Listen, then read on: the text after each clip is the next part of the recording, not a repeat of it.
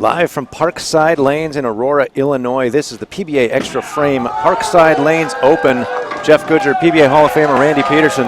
And Randy, we just saw a roll-off for the number 2 spot, and now we will see the loser of that roll-off, Kris Prather, taking out Walter Ray Williams Jr. in our opening step ladder match. Yeah, Kris Prather got to choose what oil pattern. He chose the flat U.S. Open pattern. Walter Ray fared okay on that pattern as well. It's going to be very interesting to see how Kris Prather handles the nerves going up against the greatest player of all time. And the winner of that match gets the winner of that roll-off, J.R. Raymond, in the second spot. We don't know what pattern he's going to choose yet. Will be interesting to see what he does and if the decision is affected by who he's facing. Right, and after every match, the lanes will be redressed, and it could be the exact same pattern, but it's going to be a fresh pattern for every game. And in the title match, Ryan Ciminelli, he went from out of the show to the number 1 spot in that final game of qualifying. Yeah, I think it's a big advantage for Ryan. He's the only southpaw in the stepladder finals, and I think that he is poised to win another PBA title out here. I think it's a huge advantage for him. Players finishing up their practice will get out to the lanes and get started shortly here at Parkside Lanes.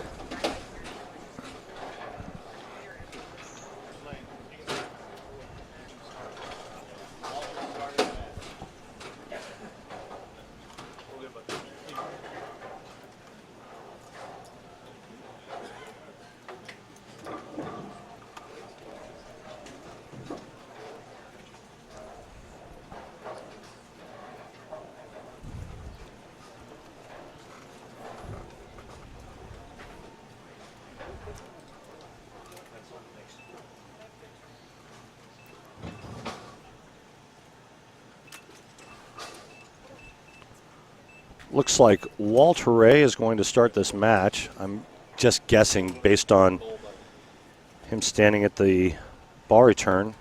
Not sure, we didn't get any of that information. Walter's name is up on the left, Prather on the right, but that doesn't mean anything. Players are waiting for the arrows. I believe Walter Ray is going to start the match, which means he will finish on the right lane. So Prather gets choice of starting lane and position based on finishing third, or excuse me, qualifying third. Walter Ray will start the match on the left. He will finish last on the right lane. And I look for him to be playing the outside part of the lane.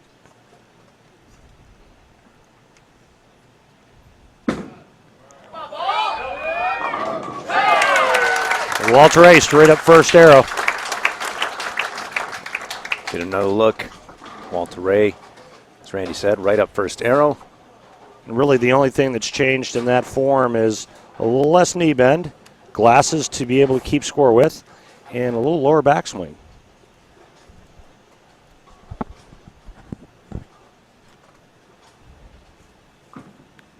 Prather over third arrow. Boom. Boom goes the dynamite. Beautiful shot. See that ball rolling just inside third arrow, right at 16. Remember, we saw him in that roll-off right up the back, throwing it straight up 5. You have to be versatile to be a superstar out on this tour. Kris Prather showing you he's got all the tools. Yeah, he chose this U.S. Open pattern, and this morning he had the highest block of anybody in the field by almost 30 pins on that pattern. A little left to target, a little soft, looked like 3-6, avoids the big split. Targeting looked okay, just maybe a hair soft. Find it interesting that the strip pattern wasn't chosen. Looked to be the hardest of the 3 patterns. Well, the strip pattern was Walter Ray's best scoring pattern. Maybe that was factored in as well. And you know this how? Because I watched the whole tournament. It was even higher than the what was it, Chameleon? Well, I mean comparatively with the rest of the field. So I'm not looking at the actual numbers. You are correct. Walter Ray gained the most ground today on the strips pattern. Yeah, is what I meant. that point I will not argue, but that last shot he just threw was left of Rush Limbaugh. Well, that's not hard, is it? Let's go with it, Jeff. Okay.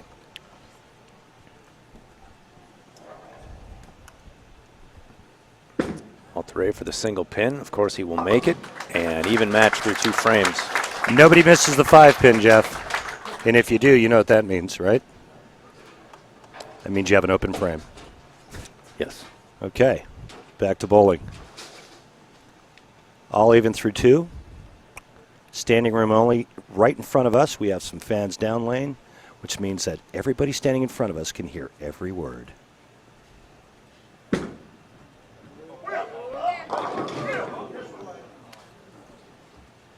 little bit right, leaves a 2-8. A little bit left, goes through the nose of Brooklyn.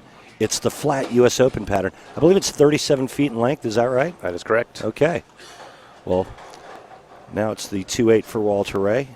Not a gimme by any means.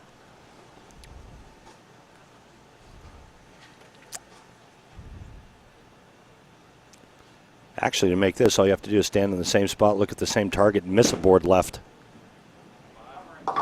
And he does just that. And let's get a look at that U.S. Open pattern that they are on which they are competing right now. Yeah, but that graph is lying. You need just a straight line all the way across. That makes the lanes look like they're walled from out, and they're not. That's a good point.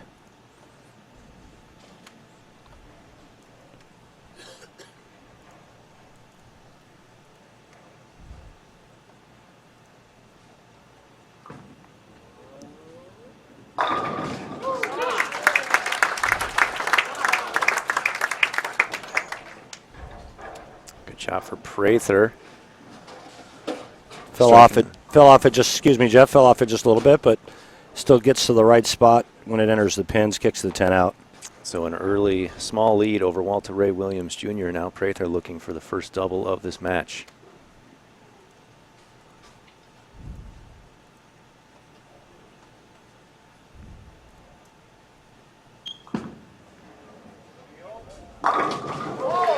Yeah, good one there.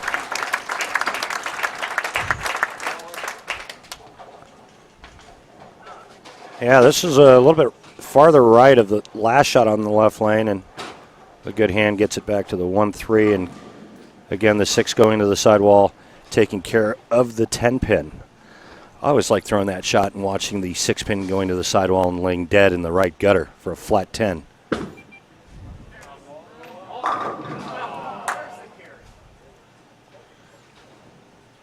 Yeah, good shot, but ringing 10 for Walter Ray. Again, not much margin of error. He's got to be pretty close to that first arrow with the right rotation and speed.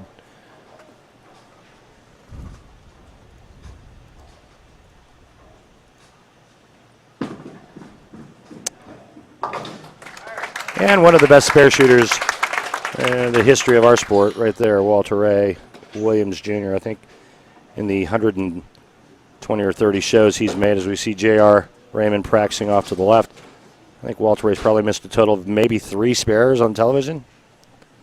The only player to ever make the Big Four on TV.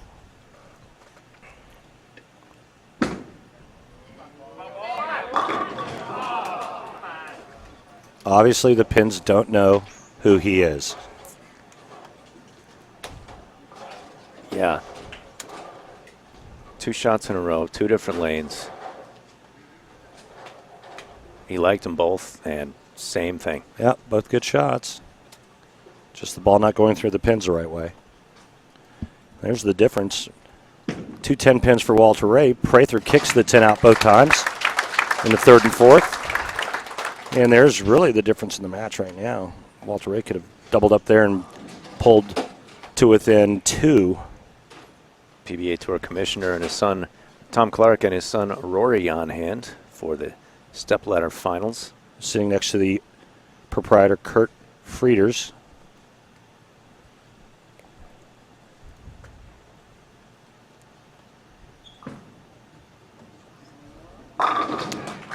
That one had a good touch to it. turkey for Prather. That looked like an all-stage shot. You know, the good hands people? Good hands people. That had some good hand in it.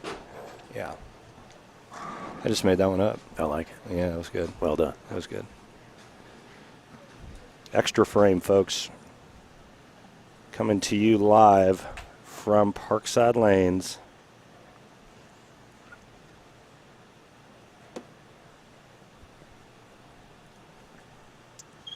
Prather looking for a big early lead. Crosses over. 9 count for Prather.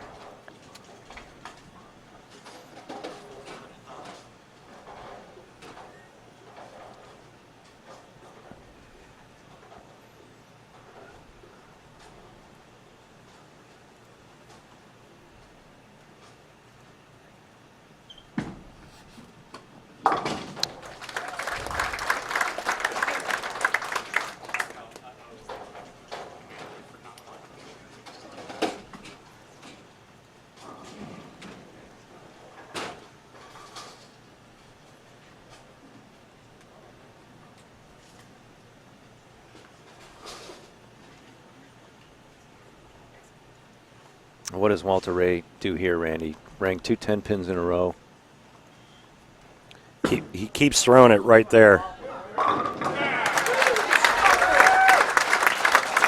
Exactly what he did, and kind of stands at the line praying a little bit for it to get out this time, and it does. Second strike of the game for Williams, trying to get back into this match with Kris Prather. He keeps throwing it right there, and he wills the pins down. He imposes his will. Oh. Not good.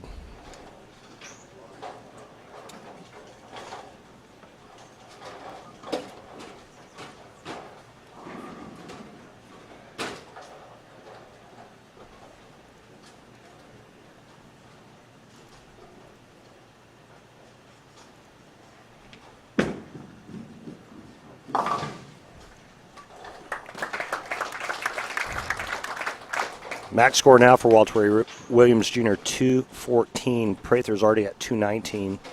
So barring any disaster, Prather keeps doing what he's doing. This is going to be a runaway. And he will move on to face J.R. Raymond on the mystery pattern.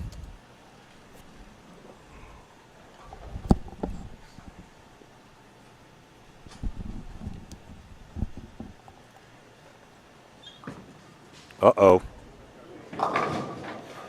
In the words of Bob Euchre, just a bit outside. And not exactly the easiest spare attempt coming up. Oh. The 1-2-5-7. So what happened there?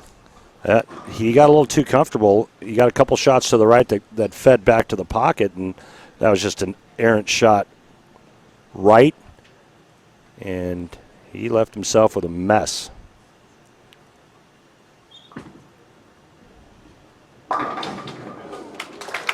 Yeah, hey, throw it and pray. Who knew?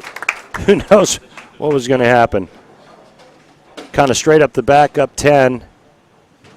We could actually use that for a strike ball if you wanted to. Looks like a couple of options for Kris, but nonetheless, it's a clean frame in the 7th with that errant shot.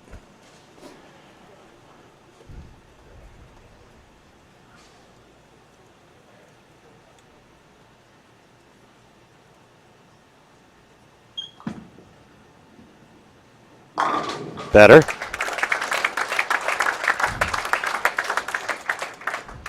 Looks like this was a little bit left. Looks like he's migrating a little bit in. That was around 17 at the arrows. Shot before on that lane last time looked like 15, 16.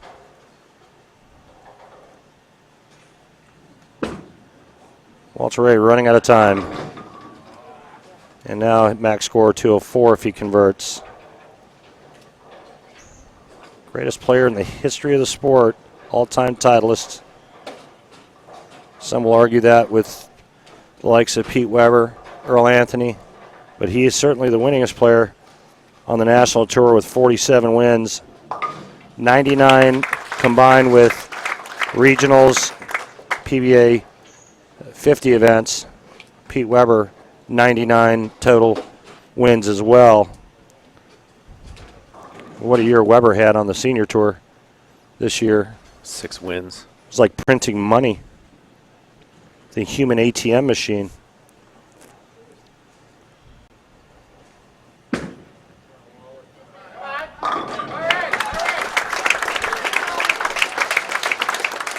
Yeah, win or lose here, then it's coming down to the 10th frame. And again, Prather needs to just stay clean and he'll advance. But what an event for Walter Ray at this stage in his career that you have to assume is at some point going to be coming to an end. I mean, he's getting on the other side of 50, and this is a young man's sport. This is a power sport. Pretty amazing week for Walter Ray.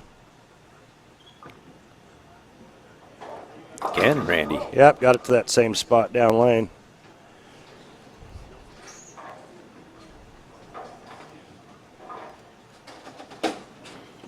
Now, a board or two left of that, and it's flush. But that just hit the cliff, and well, it fell off. That's back-to-back shots like that on that right lane.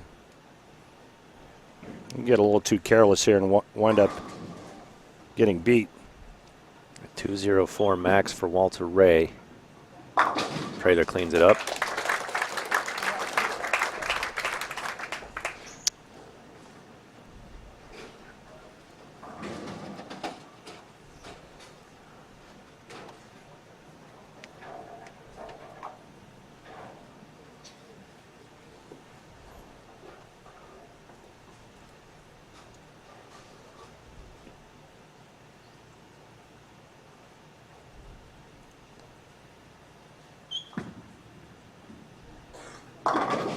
Careful. You know, I had this vision of him guarding against missing the head pin right and going through the face for a big four, giving Walter Ray a chance at getting up in the 10th and beating him. But nice break there. It was almost the 4-9-10, but he trips all three out, and he will advance to take on J.R. Raymond. Kris Prather moves on. We will be back. Well, I think there are festivities in between matches, and we'll be back with the semifinal match coming up shortly. Randy Peterson, Jeff Goodger from Parkside Lanes in Aurora, Illinois. Kris Prather advances, gets a rematch from the roll-off with J.R. Raymond coming up next.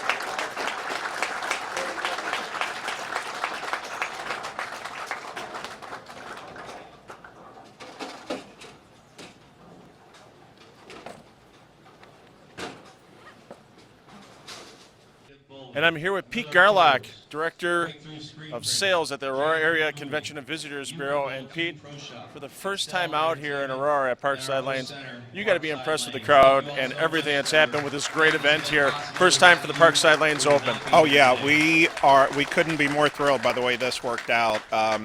Friday, I was told you couldn't get from side to side. You had to walk sideways to get through people. There were so many people here. The barbecue last night, the weather didn't cooperate with us, but that was still a fun addition that Sean Rash came up with. The band was great. The food was great. But the bowling has been amazing. Just the number of competitors that are here, world-class competitors. It's been amazing. I don't think Aurora's ever seen anything like this before. Yeah, and I'm sure there's lots of other sporting events that you host, high school, collegiate action, that type of thing as well. If people have Little League baseball players and they're coming here for a tournament, they probably should check out the Aurora website. Absolutely. Our website is enjoyaurora.com, and we are fast becoming the home for a lot of amateur and professional sports. We have so many venues that are specific to certain types of sports. Stewart Sports Complex has 8 diamonds out there and 31 soccer fields. I mean, it's huge. The Great Lakes Volleyball Center has 12 volleyball courts under one roof.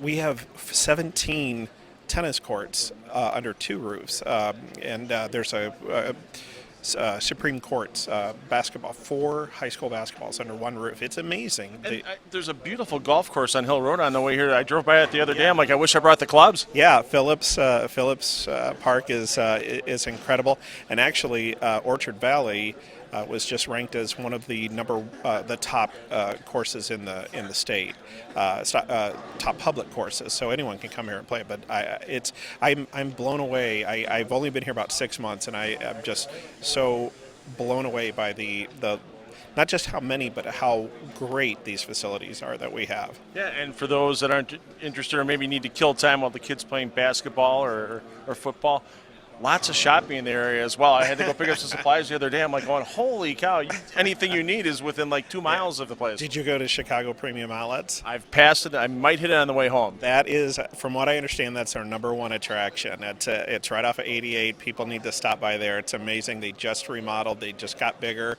Hopefully they'll keep getting bigger. But yeah, there's a lot of shopping. Fox Valley Mall. There's a lot of specialty stores in the area. There's lots for kids to do. Blackberry Farms. We've got this amazing Raging Waves Water Park in Yorkville. You know, our bureau encompasses not just Aurora, but it's 10 communities.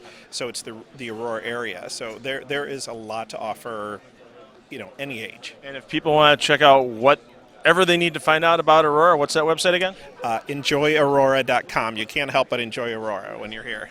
And I have so far, and I know everybody in the Xtra Frame crew has as well. And Sean Weber's enjoying it right now as well. So we're going to get back to the bowling action here. Thanks again, Pete. Thank you.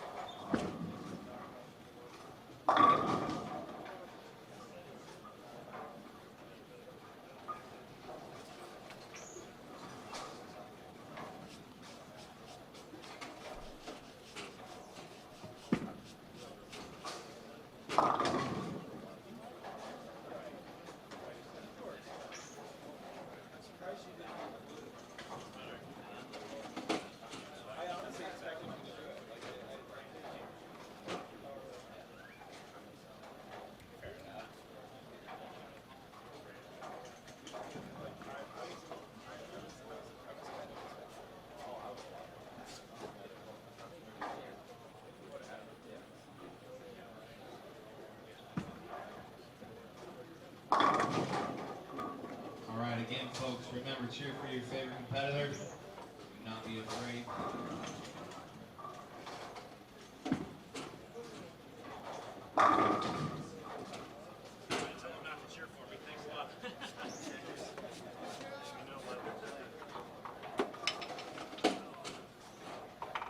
Is Mr. Quiet versus Mr. Happy Bowl in this match?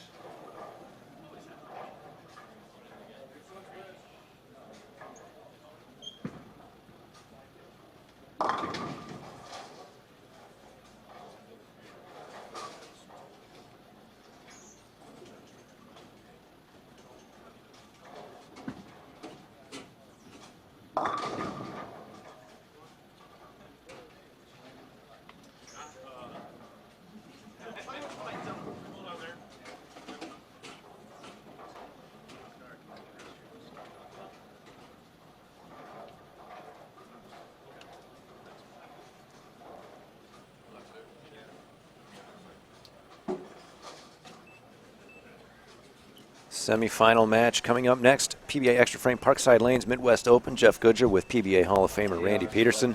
And Randy, this is a rematch from just before the stepladder, 2-3. There was a tie for the second spot. J.R. Raymond and Kris Prather. They bowled on this strips pattern. And J.R. Raymond won that second spot. Kris Prather now with a chance at a rematch.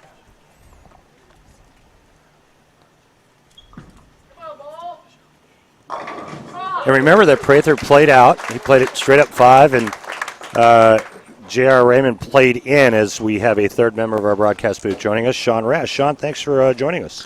Thanks, Randy. Pleasure to join you in the booth. I, of course, would rather be bowling, but happy to be back here as well with you two. Well, you did a great job here for this event. I know it's tough to compete and be a huge part of this tournament, and you pulled it off nicely. By the way, congrats to you and kudos for all the great work that you did, and along with the great staff here at Parkside Lanes. Thank you. Yeah, it would not be possible without the sponsors first and foremost, and the big one, of course, is Parkside Lanes. Without having a proprietor that is willing to take a chance on an event like this means a lot to me and to our bowlers, and we're very excited. We had a wonderful pro-am on Friday night. This place was packed. We were full. 7 or 8 pros, or 27 pros bowled in total. We had 7 or 8 amateurs per pair, so we had over 250 people in the building bowling, not counting the couple hundred that was in here just hanging out, watching, and having a good time. So.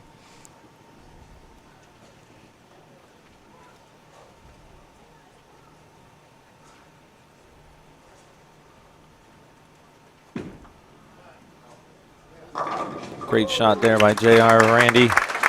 Ring 10, shaker strike to start. Very unique styles in my opinion. Both are very, very good at going straight. And as you already alluded to, Kris Prather playing straighter on this pattern than J.R. J.R.'s playing straight but playing from 4th, 5th arrow type of straight. Well, J.R. looks to me like he just kind of does his one thing, which is right up the back, real heavy end over end. Prather can do that as well, but he can also get in, get around the side of it, and open the lane up. Correct, and it's very unique to watch these guys bowl because they both have very good touch at the bottom. Well, that looked right of target out of his hand, and he's going to pay for it right here. 210 for Prather on the right lane. Jeff, you had alluded to the fact that this is kind of a rematch of the roll-off where Prather lost to JR on the same pattern. And I think that's the reason why JR picked this pattern. Great conversion there by Kris Prather. They are even through 2.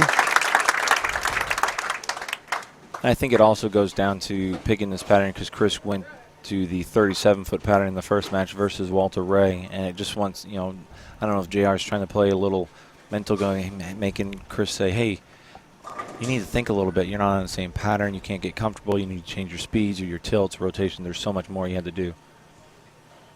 After this shot, we'll get a look at this pattern. It's such an interesting and rare look as another split. From he gets the break. A little early there, sir.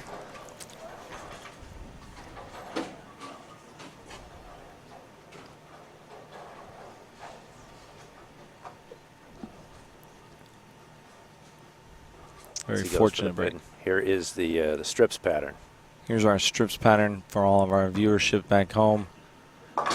It basically looks like a lot of mountains and valleys. As you can tell, the outside part of the lane has less oil. I want to say they're in 5-board increments. So 1 through 5 has less volume than 5 through 10.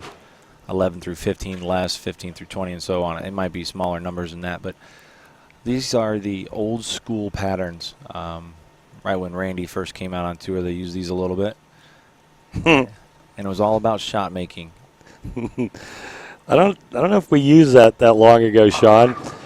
Back when I started, they used a spray gun and a liner duster and used what's called a push-pull method. But and some basketballs, right? And yeah, well, rumor had it that they used basketballs. Now, I don't have any proof of that because that was very controversial. But I think the strip patterns got very popular, say about 15 years ago or so. Well, the whole goal this week, Randy, in my mind as a competitor, as a director of an event, was to bring back shot making, patience, spare shooting, the whole package of the game. And as you can tell, all 4 of these players have risen to the top through the 20 games. We bowled 8 games on Saturday on the PBA Chameleon pattern. Scoring pace wasn't extremely high. And then we bowled 6 games on the PBA US Open pattern this morning, and then 6 games on the PBA Strips pattern. The ones that made it are very good spare shooters. They're very patient. Their ball is end over end. It's very forward. It doesn't change direction a lot. And they found a way to get it done. Uh-oh. Unforced error there by JR. Well, 2 bad shots in a row in the same lane, and he's not real happy, and nor should he be. But, yeah, I mean, there's definitely an emphasis on shot making and spare shooting. We just saw it. But, I mean, I like the fact that all 3 patterns were different, and I think that the patterns really brought out the best in the players. And you look at our tournament leader, Ryan Ciminelli, certainly no slouch. That had good touch to it at the bottom. You could see it. And even though Kris Prather is throwing the same ball he threw on the 37-foot pattern, this ball, just watching them practice, they put more surface on it because it is 40 feet. They wanted the ball to pick up sooner. Otherwise, this ball would be pushing through the spot at the break point and it would not have the same reaction. It could be a lot different as well. The surface makes it start sooner, but also tames it down off the end of the pattern. He can also do that with his hand as well. But, you know, very critical with direction, speed, and rotation out of the player's hands.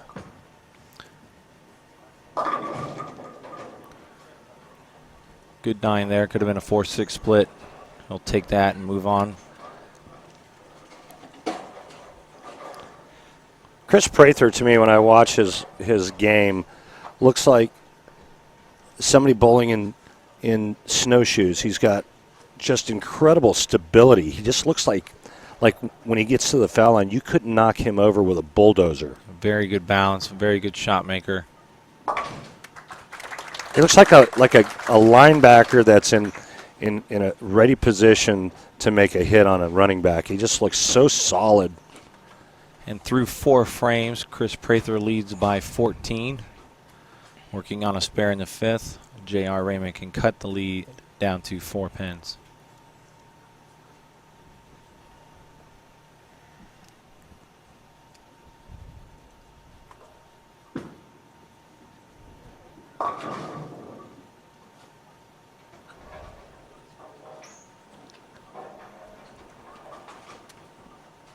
Just a game later after their roll-off, and all of a sudden it's a completely different ball game, isn't it? And entirely. Their roll-off, I mean, it was all J.R. Raymond, and now it's J.R. looks like he's frustrated. Kris Prather is in the lead.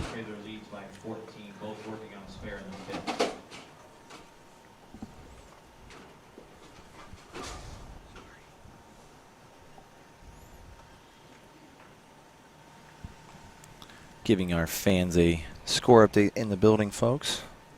Guy's all over the place. I am running. Next thing you know, he's going to be selling peanuts to the gallery on the side of the lanes. That would be cool. Could be a beer guy down the strip here.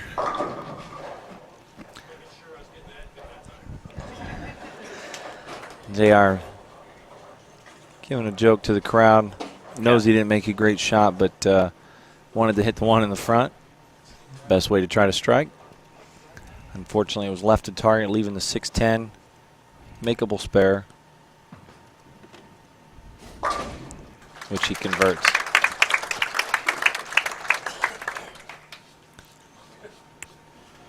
The winner will take on tournament leader Ryan Ciminelli. Be interesting, Sean, to see what pattern Ryan chooses. What are your thoughts? I would have to guess he will pick this same pattern, the PBA strips pattern for the 6-game block. He bowled 221 over on it. Basically went from nowhere to the tournament leader. Well, yeah. Then I think it's a pretty easy decision there. Yeah, he was 15th entering the second round of the semis this afternoon. Great shot there by Prather. Yep. Leads by 16 through 5. Yeah, I think it's a very easy decision for Ryan Ciminelli to pick this same pattern. His angles are straighter. Keeps the ball in front of him very well. And he's very good at that when he has a chance. I remember watching Kris Prather for the first time in an Xtra Frame event. I don't know if it was Jonesboro or something a few months ago, and I made the mistake of calling him Kris Prather, and he let me know about it. Great shot there. A double in the 7th. So Prather, however you would like to pronounce it, he likes Prather, and he likes that shot right there. Very comfortable right now with what he's doing. He's currently sitting there talking to Brett Spangler, the Motive ball rep. J.R. Raymond in all kinds of trouble right now, trying to make up ground on a very unforgiving oil pattern.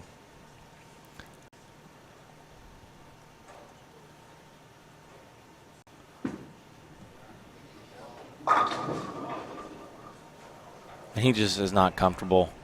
You can see that with his shot making. And it really all started in the 4th frame after he missed that spare.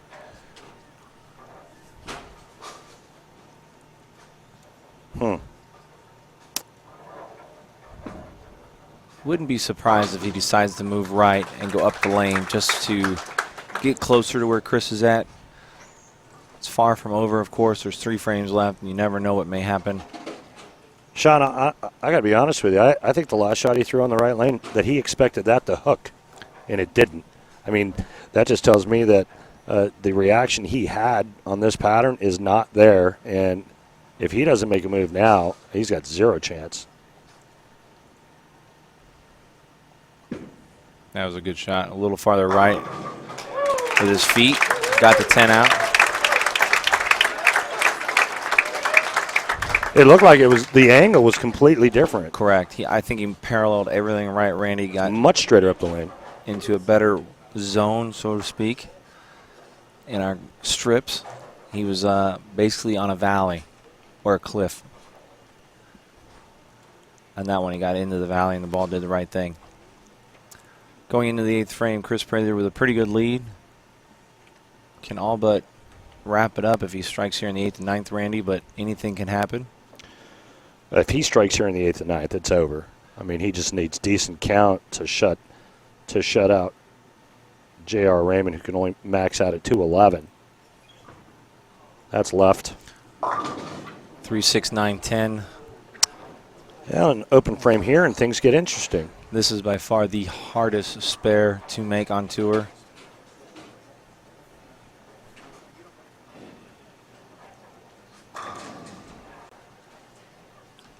On a difficult oil pattern, Randy, do you shoot this straight or would you hook at it? I mean, I've seen you guys on tour trying to throw it straight at this. I think the only you've got to figure out a way to curve it into this. Hard and straight. Great conversion, straight through the... And once again, I'm wrong. Hey, Randy, you don't have to curve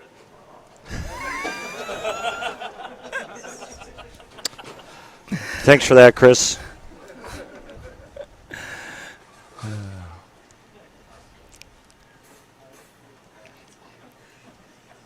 I don't know if he heard you or if he's... I think he probably heard me. But if I were him, I'd probably be paying more attention to this.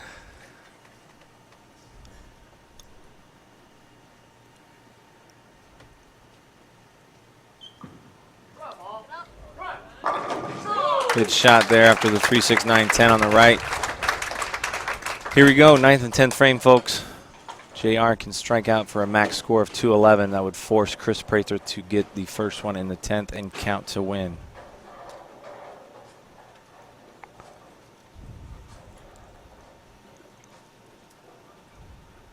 Again, going back to shot making, Randy, these patterns make you stay patient. It makes you fill frames. The two most important parts about our game. Great shot there by JR in the 9th. Still has a chance, Sean. He finally moved and tightened his ankles up a little bit, but again, trying to throw a 4-bagger on this pattern is tough. It's a good shot here and comes in light and shreds the rack, but I'll tell you what, 2 more here in the 10th, and make Kris think about it on the lane, and he just 3, 6, 9, 10 on. Well, he'll force him to strike first ball.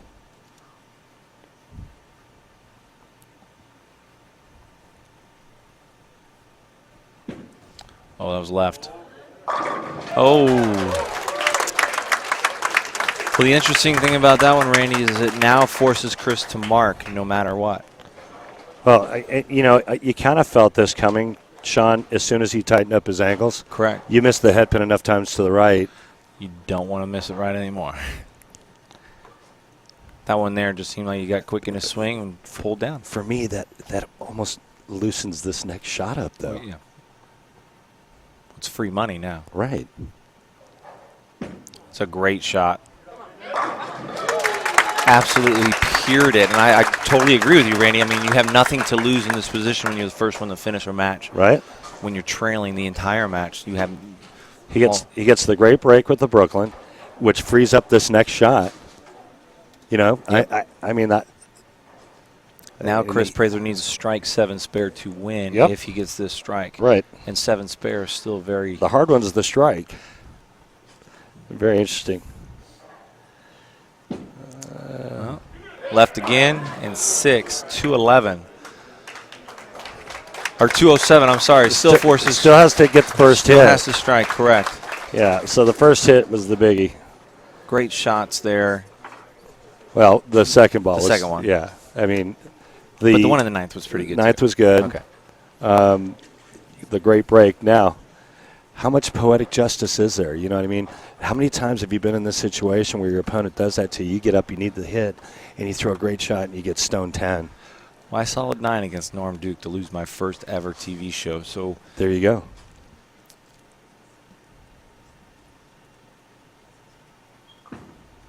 It's close.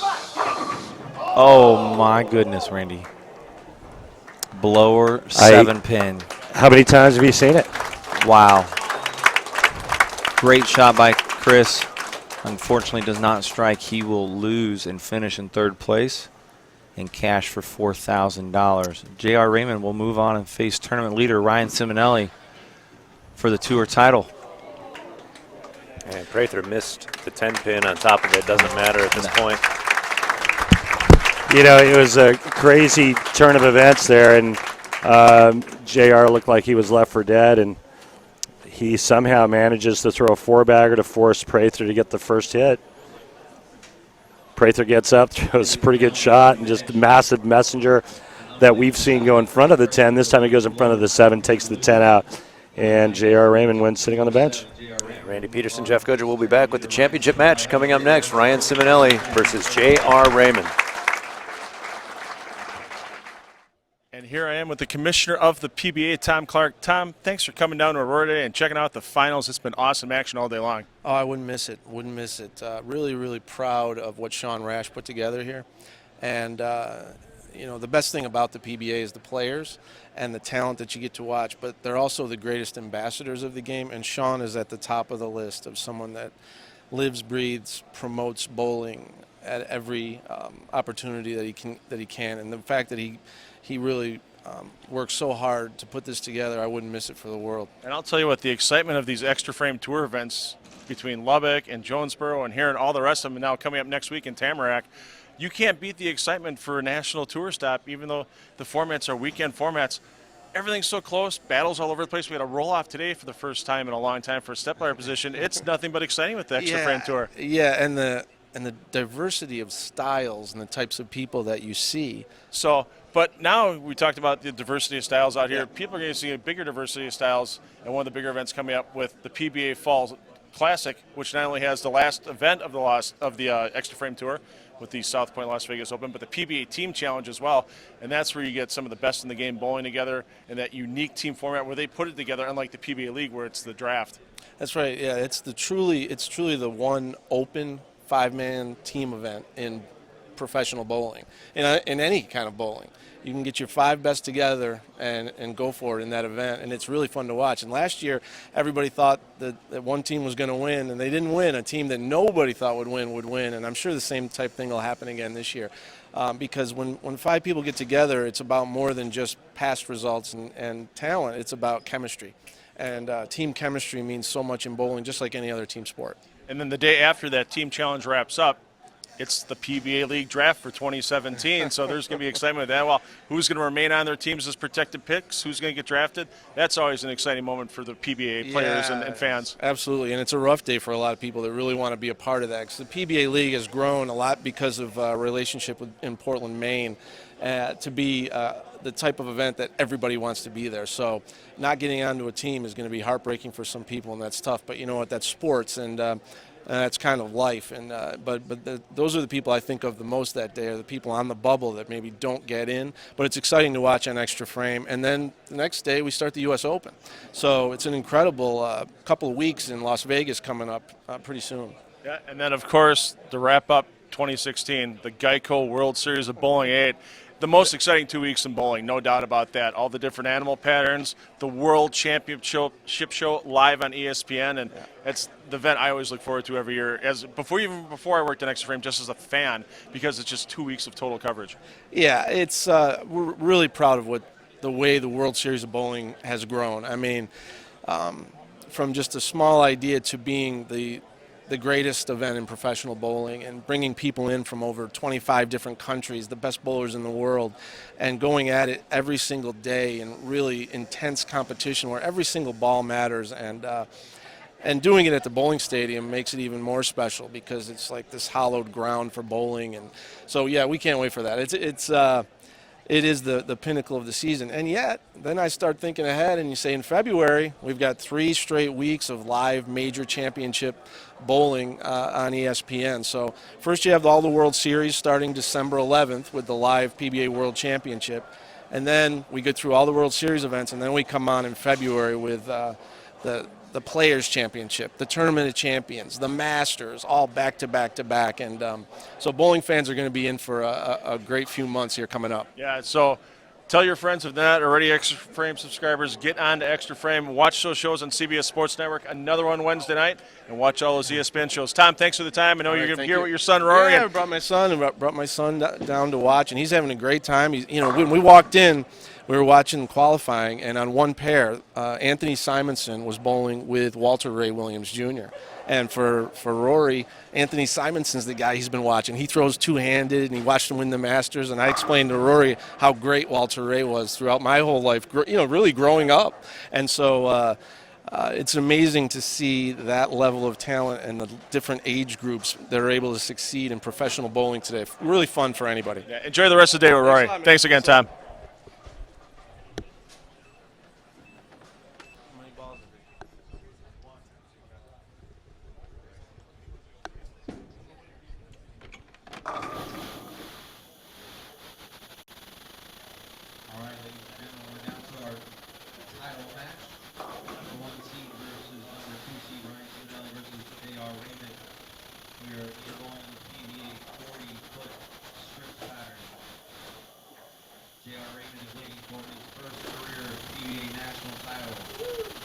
Ciminelli is looking for his 7th and 2nd of the year. He will join Jesper Svensson, EJ Tackett, Anthony Simonson, and Sean Rash as multiple title winners of the 2016 season. Weird to say that. I haven't won yet, actually.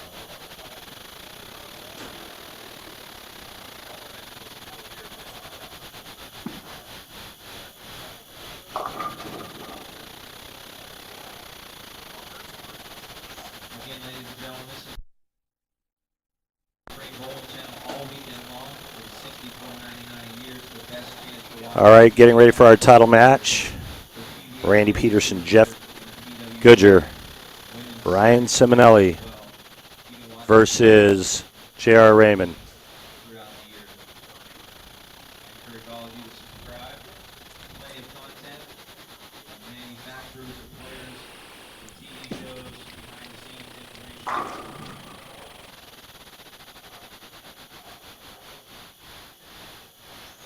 JR would like to change patterns. All right, so Ryan Ciminelli chose the strip pattern, and J.R. Raymond wants to change patterns. Sean Rash, the instigator.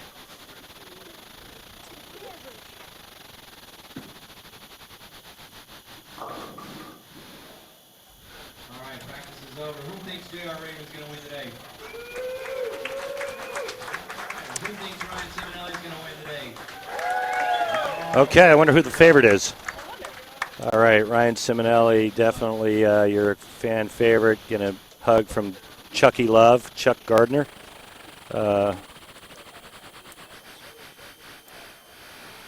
Looks like J.R. Raymond's going to start this title match.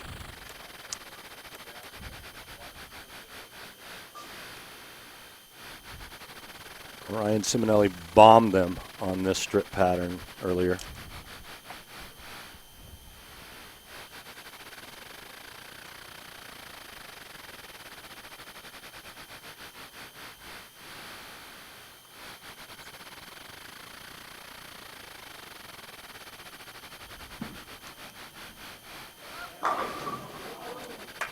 And a nice opening shot. And I think JR probably relieved that he actually hit the head pin. What a comeback, though, against Prather. He catches that double, the Brooklyn first ball in the 10th, and then follows it up with a pocket flush hit, and then a whiff on the 10 pin. All right. As if Ryan Ciminelli needed more help. I think he probably knocked down more pins on this pattern than anybody else today. Yeah, came from nowhere to number 1.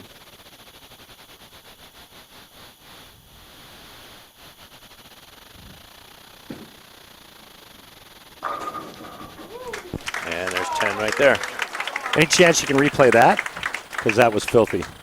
Let's do it, Randy. Watch the pin action of the Ryan Express.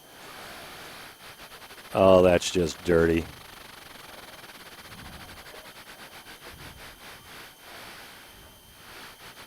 Ryan Ciminelli. Left arm looks like a leg.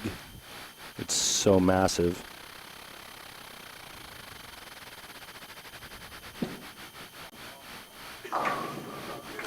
Probably the biggest difference of any player out here from one arm to the next. But and here's why you put power, speed, and rotation on a bowling ball so that you can carry off hits. J.R. Raymond knows that he is in for a fight. He knew it going into this title match. Ryan Ciminelli destroyed this oil pattern. From out of the cut to tournament leader in the last game.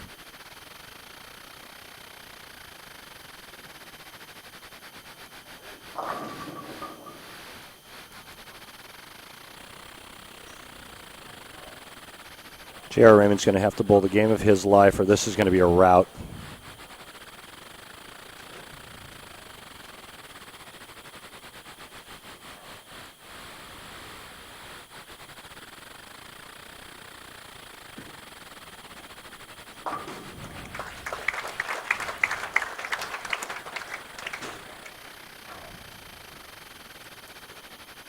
Ciminelli just missing out on Player of the Year honors last year to Jason Belmonte on the tour. And with another win here, he'll have 2. Remember, he won in Maine earlier, an Xtra Frame event, right after the league finals. This will give him win number 2 with another major, another 2 majors.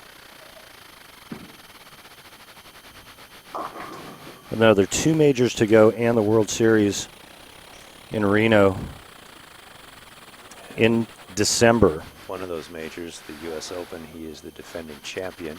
He made the show in the World Championship last year as well. So recent success in those majors coming up.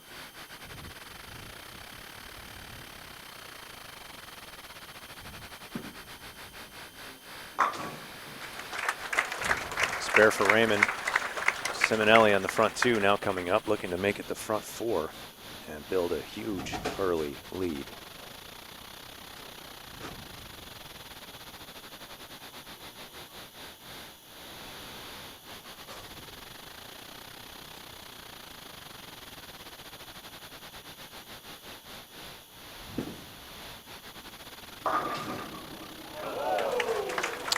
And then some timely carry for Ryan Ciminelli. A little bit up the back on this one, looking for a little help, and gets it. Right now, J.R. Raymond's got to be feeling like he brought a knife to a gunfight.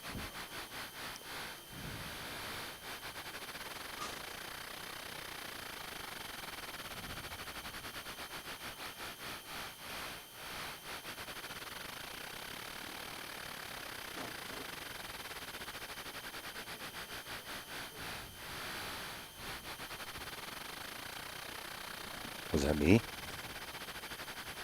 Was that me? If that was you, then he has Right? the best hearing in the entire world. Oh my God! I Reading your mind. didn't know he was Spider-Man.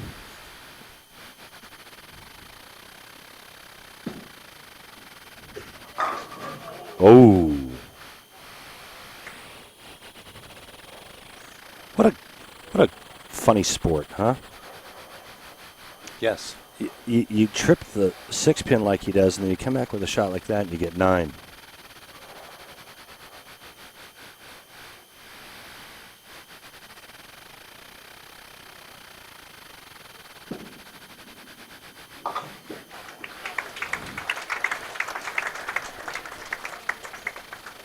So many fun people here at Parkside Lanes. It's just been a great couple of days, and I know a great week for the players. Just an awesome event. Sean Rash and the folks here had a great job. Down our last 6.5 frames of competition. J.R. Raymond looking for his first strike this game. Through the middle again. Just in that zone where a little too far to the right, and I mean a little, an inch, is going to be light, and then a little up the lane, and it's going to be through the face like that shot. I've got people standing next to me that are recording this on their cell phones. We've got Facebook Live going. Hi, everybody. What's up? Just a great event. Just a great event, man. It's pretty awesome. Players coming up and thanking you and I for doing the telecast or the Xtra Frame cast. Webcast? That too. Yes. All kinds of casts. Yeah. In fact, I've seen people here with casts. Yes. Yeah. I have as well.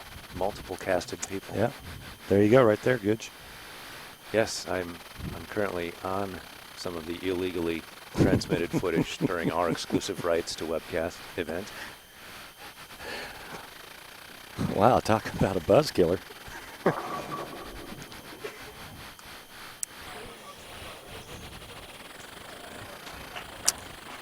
J.R. Raymond trying to make light of his not so pleasant ball reaction.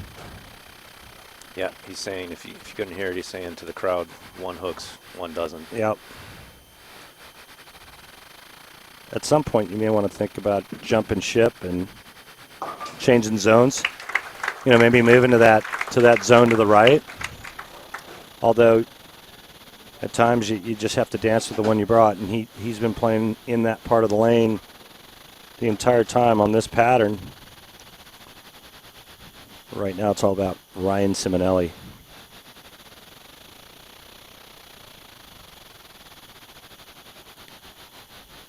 Down lane movement.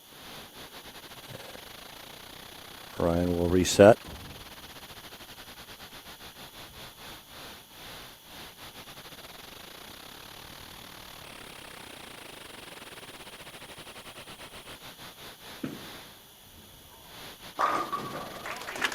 It's making it look like a house shot. Yeah, just take another look at this shot right here. Is there anything wrong with that? No, other than the fact that it was really loud. Right, yes. Yeah, nothing wrong with that. No.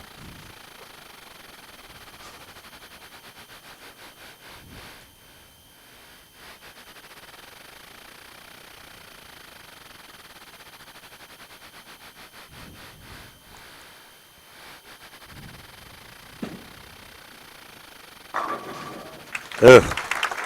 Ryan Ciminelli is having a good time on this pair of lanes. This could have easily been 6 in a row. Look at the 7 get kicked late. And right now, you really got to feel for J.R. Raymond. He's had a great week, and it's been a great event, but right now he's got to feel like a one-legged man in a butt-kicking contest.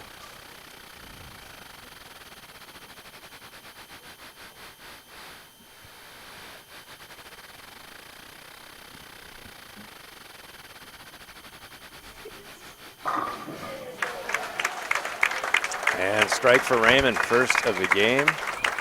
See if he can build on that and try to put any sort of pressure on Ryan Ciminelli. I can't tell if that was a ball change or not. If it was, good for him. It was a ball change. I'm getting a nod from very knowledgeable bowling people standing right in front of me. Thank you for that. And you're right. I mean, this is the time JR needs to somehow just pure it for the next 4 frames. Bless you. And nice ball change and 2 very nice shots. Remember what happened in his last match, okay? I'm not saying that the same thing's going to happen here, but I'm just saying, you know? Well, you said it earlier, bowling is funny. It doesn't take a lot on this pattern. The way Ryan Ciminelli is dialed in, I don't foresee that happening, but you never know.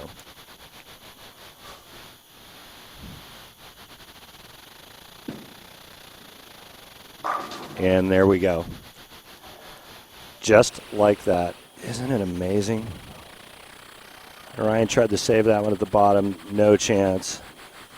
And you can see he got a little deep in the downswing from the inside. Fed the ball left, whiffing the head pin. This is no gimme. The 1, 3, 6, 10.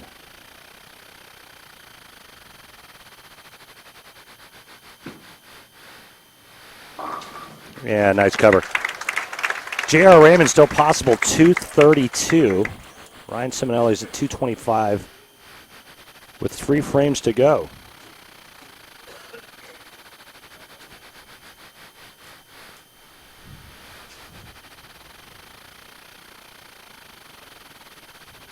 Chuck Gardner in the background there, watching his man, staffer Ryan Ciminelli.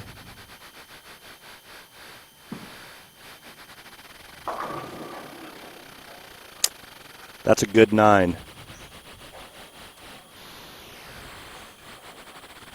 Another look at the late fall of the 610.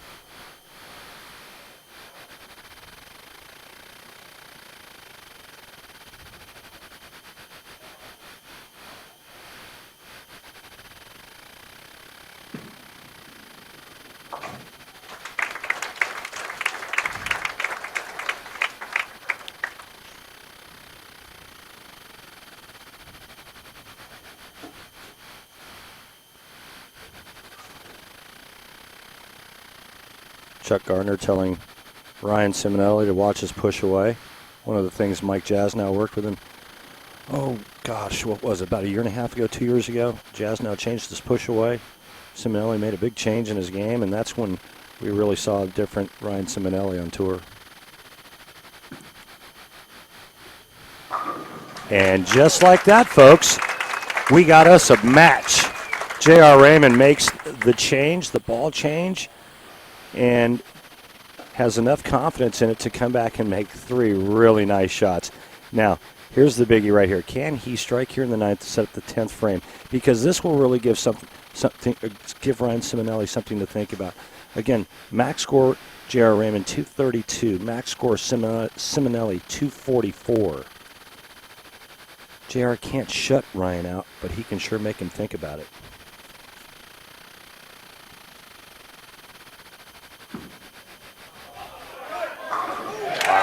Yeah, what a great shot. Great shot. J.R. Raymond left for dead after 5 frames, makes a ball change. and he's right back in the match with a 4-bagger, and it's all about execution. He had enough conviction to make the change, make the ball change, whatever adjustment on the approach and targeting, and then just executed 4 perfect shots. And Ciminelli right up immediately, not waiting.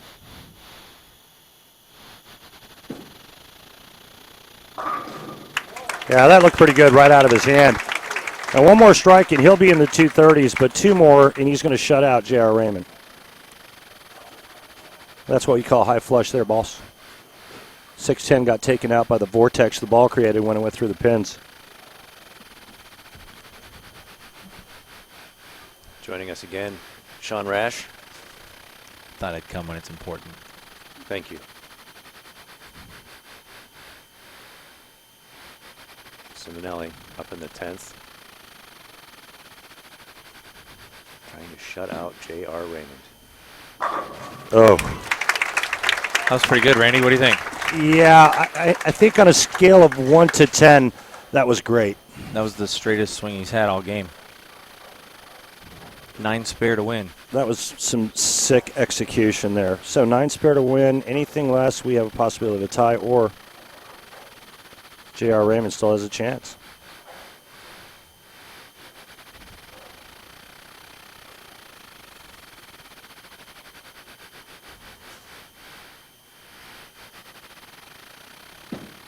It's got to go.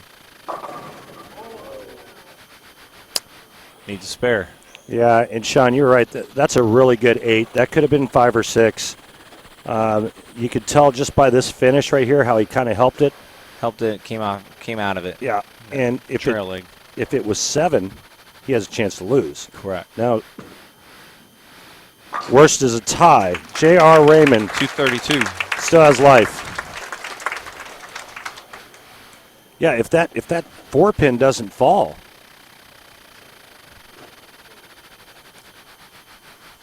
Well, as a competitor, Randy, and a winner, you want the ball in your hand. And JR has it. His fate is in his own hands.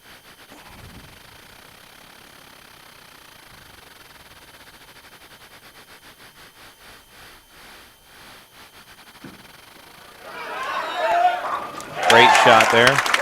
I'll tell you what, though, throwing a 7-bagger on this pattern is a pretty tall order, and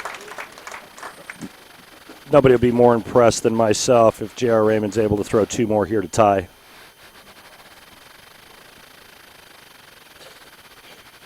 Great first shot there in the 10th, Randy. Needs 2 more, like you said, to tie, but this one matters more than the next one because you got to have it.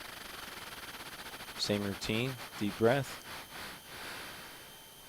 and go through the process.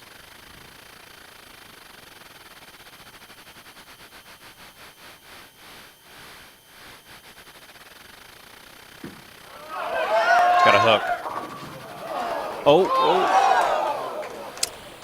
Ryan Ciminelli is your PBA Xtra Frame Parkside Lanes Open champion. First ever, his 7th title, Randy.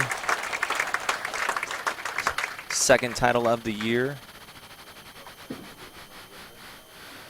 And Randy Unbelievable Peterson. finish there of J.R. Raymond, 221. Jeff, I'm going to join Randy on the stage, buddy. Thank you, Sean. Sean Rash, Randy Peterson. We'll talk to our winner momentarily. All right, everybody, I'm with your champion, Ryan Ciminelli. Ryan winning for the 2nd time this season. You also have a couple of 2nd-place finishes, and right now you certainly have to throw your name into consideration for Player of the Year honors. What was going through your mind going into the title match with all that was on the line for you this season? Well, I kind of felt like I was on a little bit of a downhill slide with the runner-ups. You know, starts to weigh on your mind a little bit, and I just didn't want to fall off of that wave so fast. So it's nice to get back. It was quite a grind. Never on the show the entire tournament, and I've been working really hard with the perseverance. And you know, I've been going to church more lately, and I asked for some strength, for some courage, and it really showed this week. What was it about this strip pattern that appealed to you? Because quite honestly, you were the only player in the field that made them look easy. You know, it was nothing. It was a little bit of panic. I had planned after practice to play out. Out looked really good, and We had a couple practice pairs on before we started, and it looked really bad. And so I had to do something drastic. And I knew my U.S. Open look was good in around the third arrow, and I planned on it being house characteristics being the reason, and it seemed to be the case. As long as I was inside of the track and I could use that friction to my left, I could create some hold. And finally, Sean made reference to the fact that you're staying at his house. Yeah, apparently, I don't know, I owe him dinner or something at least, right? Yeah, I think he's going to charge your rent now. I don't doubt that at all. Congratulations, Ryan. Thank you. Back to you, Jeff.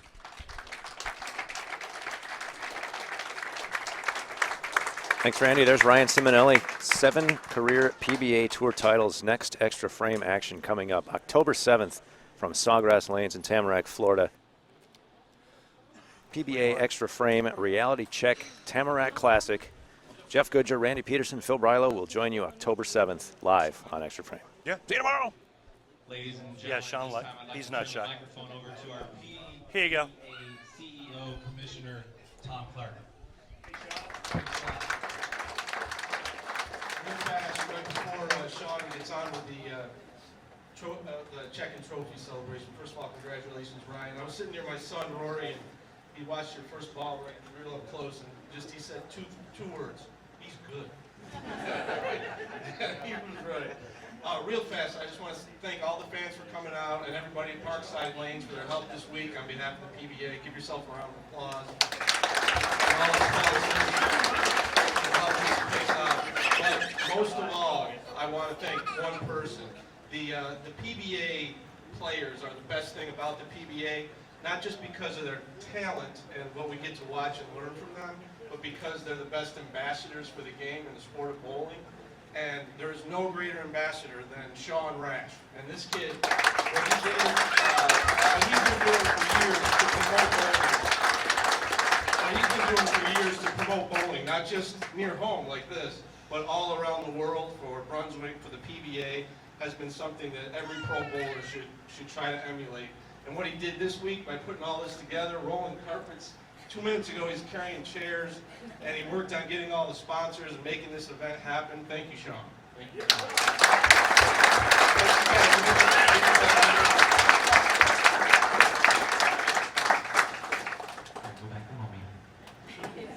All right, it is my great honor now to bring out the owners of Parkside Lane, Mr. Mel and Kurt Frieders, and their better halves in the camera.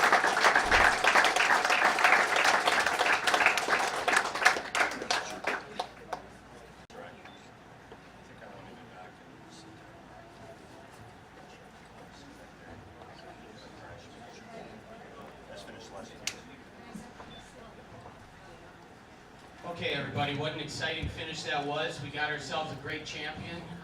Anyone in that final group would have certainly been a great champion.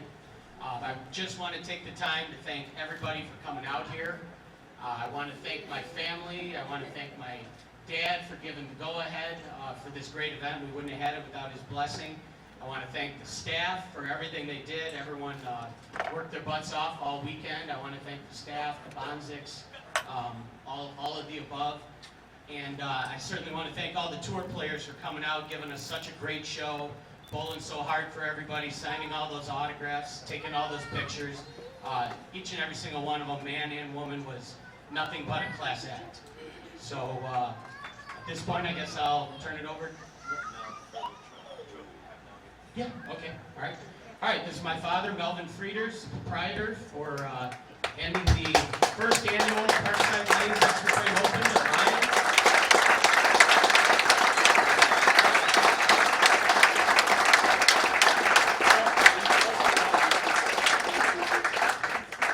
All right, I'm going to now turn the microphone over to Mr. Ryan Ciminelli. This is his 7th PBA national title, 2nd of the year. Like Randy alluded to, he has put his name in the hat for Player of the Year again. So proud of you. Here you go, buddy.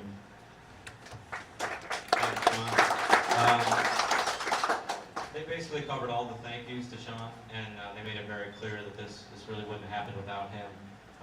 He's a teammate, dear friend, and staying at his house maybe brought me a little luck in the tournament. So I appreciate that, guys, the whole family. And DB8 making unbelievable equipment. That freak show, I've been bragging about it since it came out. I can't believe that I could play that part of the lane. Usually when I win titles, I'm sure you guys see me playing way out, playing the gutter, throwing strong, dull balls, and it was a nice change to play a different part of the lane. I guess more or less I proved something to myself, and that felt really good. So I just want to thank all the fans for staying out and watching us the whole time. I hope we put on a good enough show for you guys. I hope we get to come back again next year, and thank you to the owners.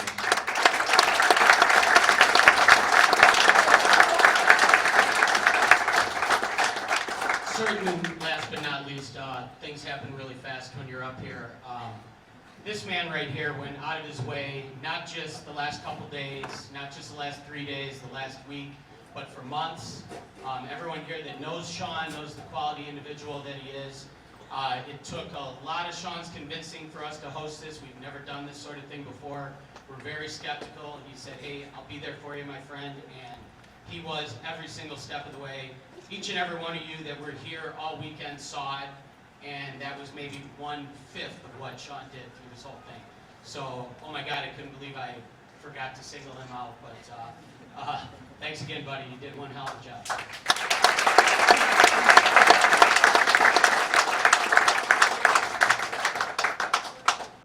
All right, there is so many people to thank. I thanked the sponsors a minute ago, but Kurt and Mel, you can stay up here. Let her sit. This ball is signed by all 27 guys. This is for you.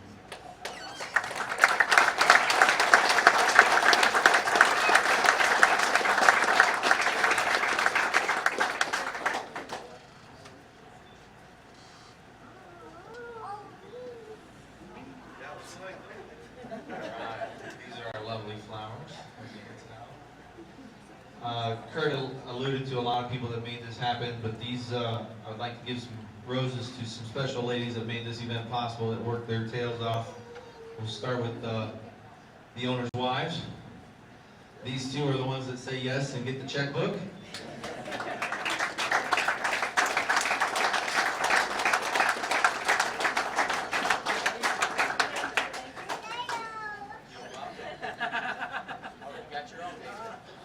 Next up, I'd like to bring my wife and daughter Kaylee up. These two, I haven't seen them all before. Man down.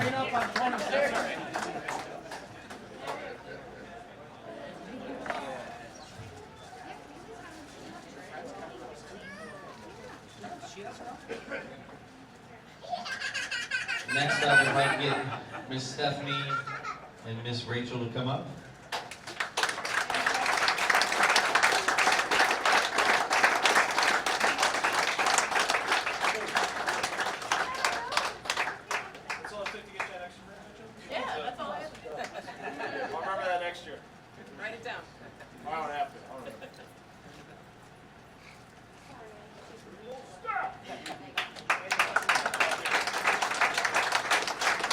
There's a couple other ladies that have been on their feet nonstop, that have been tremendous help. Miss Cheyenne, please come up. Miss Vicki Gordon, wearing the best shirt there is.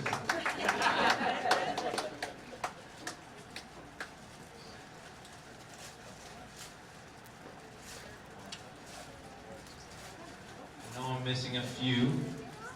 The lady, you see me, you got your phone, come on up. Mandy. Yeah.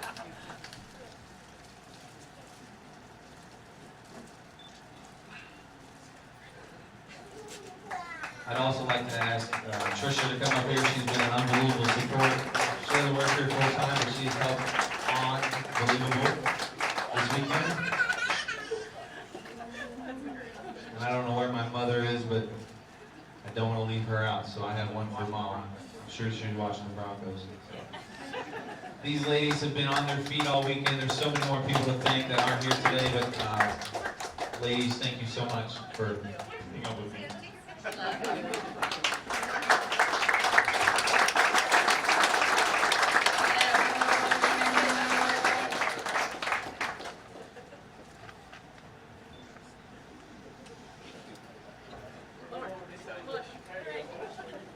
Mushing each other all weekend, just do it.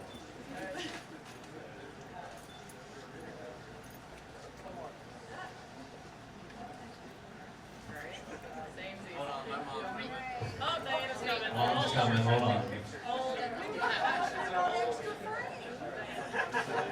There she is.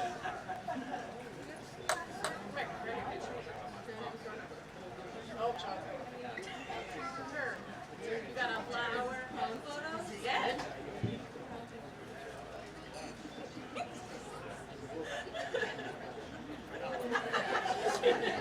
All right, everyone, that is a wrap. I want to say thank you so much to the fans for coming out all weekend long, to our 23 sponsors for making the first ever Parkside Lanes Open a success. Thank you to everybody that bowled the Pro-Am, that came out to the barbecue, that bought bowling balls, that bought t-shirts. Thank you so much. Everyone drive safe going home tonight. I surely hope we can come back next year. Thank you.